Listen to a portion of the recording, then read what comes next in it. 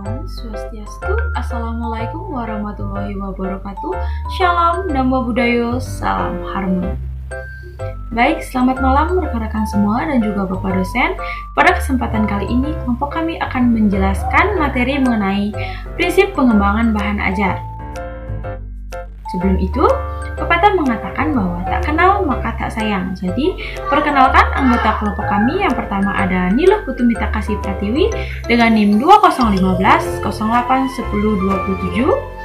Yang kedua ada saya sendiri, Putu Vina Arveni dengan NIM 2015 08 10 29. Yang ketiga ada Desi Dwi Cahyani dengan NIM 2015 09 10 02. Dan yang terakhir ada Kadek Swastawa Wirayuda dengan NIM 2014 04 10 06.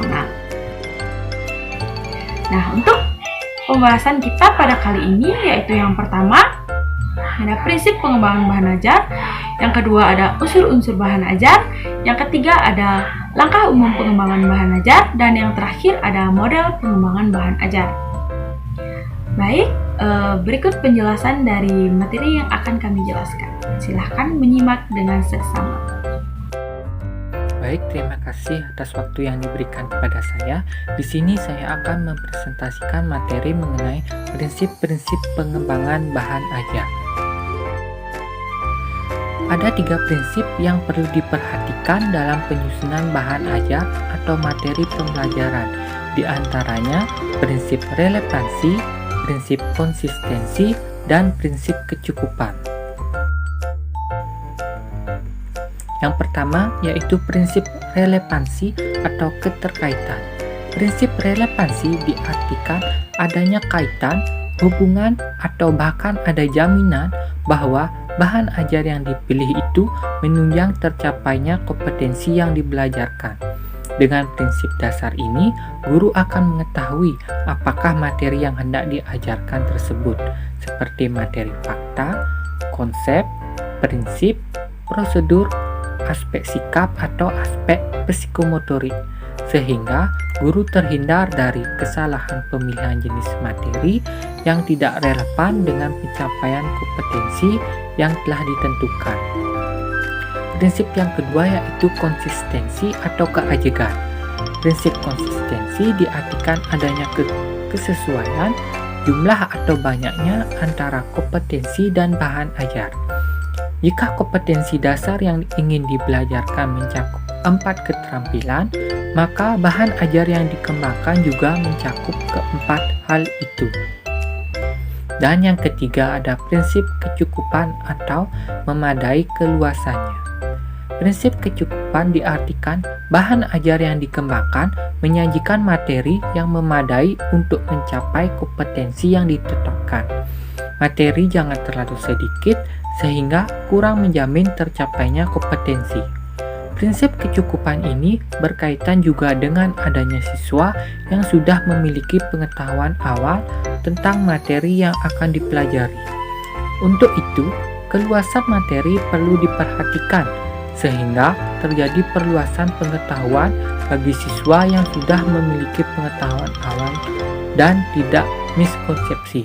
Baik, sekian materi yang dapat saya sampaikan. Saya kembalikan ke moderator. Baik, terima kasih atas waktu dan kesempatan yang telah diberikan kepada saya. Di sini saya akan menjelaskan mengenai materi selanjutnya yaitu terkait unsur-unsur bahan ajar. Ada 6 komponen yang perlu diketahui berkaitan dengan unsur-unsur bahan ajar. Yang dimana yang pertama ada petunjuk belajar. Petunjuk belajar itu sendiri merupakan penjelasan mengenai bagaimana didik sebaiknya mengajarkan materi kepada peserta didik dan bagaimana peserta didik sebaiknya mempelajari materi yang ada dalam bahan ajar tersebut. Yang kedua yaitu ada kompetensi yang akan dicapai.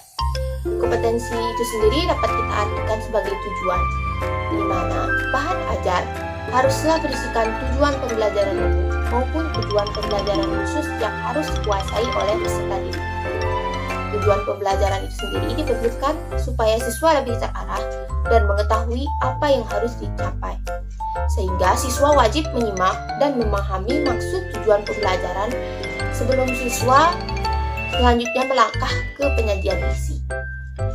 ketiga yaitu ada sajikan isi dan informasi pendukung. Menyajikan isi atau pesan pembelajaran menggunakan berbagai objek. Misalnya untuk bahan ajar tercetak menggunakan teks dan gambar, sedangkan untuk bahan ajar berbasis komputer menggunakan teks, gambar, audio, video, dan animasi. Dan untuk informasi pendukung ini merupakan informasi tambahan yang dapat melengkapi isi bahan ajar, sehingga peserta didik memperoleh pengetahuan tambahan sekaligus dapat membantu mendalami pengetahuan. Yang keempat yaitu ada latihan-latihan. Ketika peserta didik sudah memahami materi, selanjutnya pemahaman yang telah dibangun tersebut dioptimalkan melalui latihan dan tugas-tugas. Untuk latihan dan tugas disesuaikan dengan kompetensi yang akan dinyatakan dalam tujuan pembelajaran. Yang kelima yaitu ada petunjuk kerja atau lembar kerja, yang dimana lembar kerja berisikan sejumlah langkah prosedural cara pelaksanaan aktivitas atau kegiatan tertentu yang harus dilakukan oleh peserta didik berkaitan dengan praktek. Yang keenam ada evaluasi. Evaluasi merupakan bagian dari proses penilaian. Fungsi evaluasi itu sendiri adalah untuk mengukur pemahaman peserta didik terhadap isi bahan ajar. Bentuk evaluasi dapat berupa soal-soal pilihan ganda atau uraian. Penilaian yang dilakukan diharapkan dapat menjadi deskripsi kekurangan-kekurangan peserta didik dan mampu meningkatkan pemahaman dan aplikasi pada proses pembelajaran berikutnya. Demikian yang dapat saya sampaikan terkait unsur-unsur bahan ajar. Selanjutnya, materi selanjutnya akan dijelaskan oleh rekan saya. Baik, di sini saya akan melanjutkan presentasi dari rekan saya, yang dimana materi selanjutnya yang saya akan bawakan yaitu langkah umum pengembangan bahan ajar. Yang dimana langkah umum pengembangan bahan ajar ini terdiri dari 5 bagian. Yang pertama, melakukan analisis kebutuhan bahan ajar. Yang dimana itu ada 3 kelompok yang dapat dijadikan sumber informasi dalam mengidentifikasi kebutuhan bahan ajar, yaitu peserta didik, pendidik, termasuk pengajar, dan pengelola program pendidikan yang mempunyai pengalaman dan referensi yang cukup tentang bahan ajar yang sesuai bagi peserta didik dan pengguna lulusan. Yang kedua, pemilihan sumber bahan ajar. Langkah ini dimaksudkan untuk mengetahui sumber-sumber belajar apa saja yang tersedia dan dapat digunakan untuk menyampaikan isi pembelajaran. Yang ketiga, menyusun peta bahan ajar. Langkah ini memiliki 3 kegunaan penyusun peta bahan ajar, yaitu mengetahui jumlah bahan ajar yang harus ditulis, yang kedua mengetahui urutan bahan ajar, dan yang ketiga menentukan sifat bahan ajar.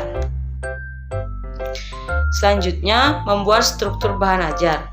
Bahan ajar sendiri terdiri atas susunan bagian-bagian yang kemudian dipadukan sehingga menjadi sebuah bangunan yang utuh dan layak untuk disebut bahan ajar.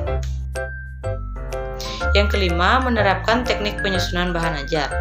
Dengan memahami beberapa langkah pokok dan pembuatan bahan ajar, kemudian ditambah pula menguasai teknik penyusunan bahan ajar, maka pembuatan bahan ajar menjadi suatu pekerjaan yang tidak melelahkan atau membingungkan.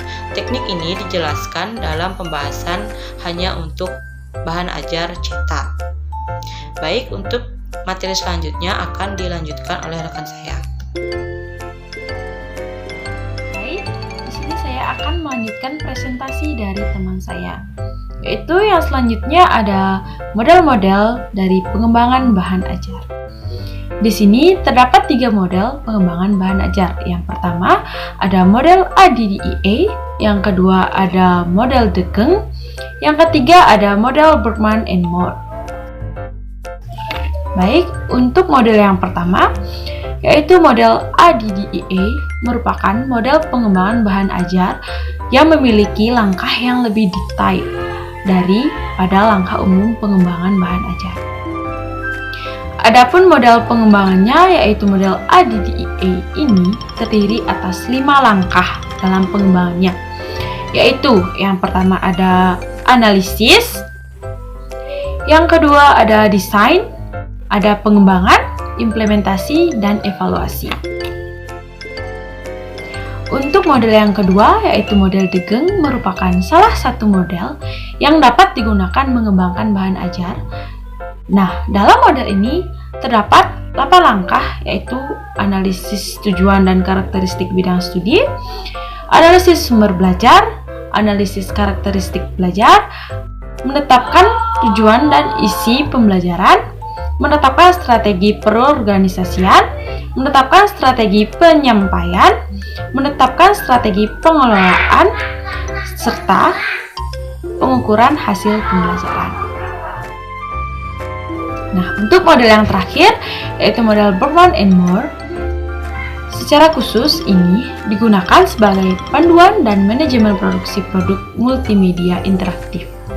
Serta umum model ini juga dapat digunakan untuk suatu jenis atau lebih produk pembelajaran interaktif lainnya, seperti pembelajaran online. Model Bergman and Moore memuat 6 aktivitas utama, yaitu analisis, desain, pengembangan, produksi, penggabungan, dan juga validasi.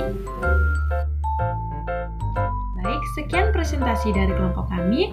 Kami harap rekan-rekan semua dapat memahami dan mengerti mengenai materi yang kami jelaskan tadi. Baik, akhir kata saya ucapkan terima kasih dan Om Santi Santi Santi Om.